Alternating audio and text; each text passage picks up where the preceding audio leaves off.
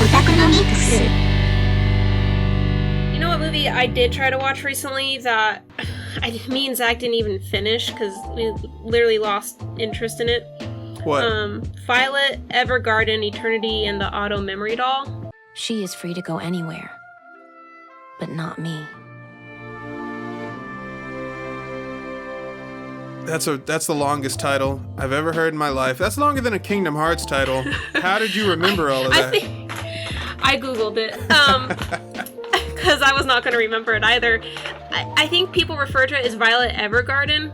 Didn't that start off as a show, or am I thinking something else? I don't know the history of this movie, but I remember seeing the characters in like Instagram posts, like people doing fan art of it, and Zach said someone recommended it to him, so I'm like, all right, well, that's 2 pieces of convincing information that will make me want to watch this. Okay. So we started watching it, like, super excited, and at first it was really interesting. They start off with this entirely different story, super interesting, some girl-on-girl action. I'm like, all right, I'm for this. Violet, why don't you come and join me? No, thank you. Friends are supposed to bathe together, though. Is that really what they do? Oh.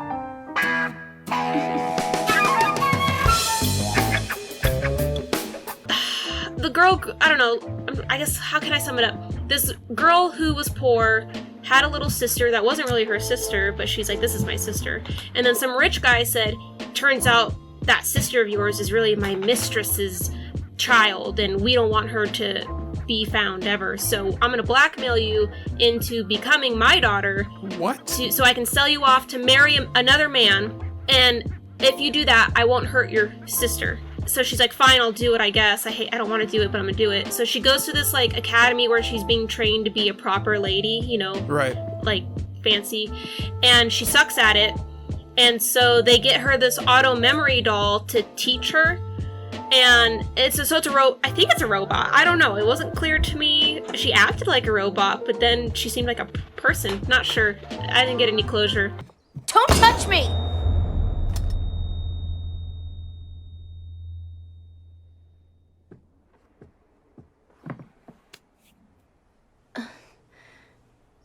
Your hand. It's a prosthetic. So then they, like, fall in love because she's teaching her etiquette, and she's like, oh, I actually like you. And then they, like, do this whole dance, and they put on, like, a suit and a dress, and I'm like, they're getting married right now in this scene. And then she graduates, and the robot doll leaves because her mission's complete, and then the story just changes.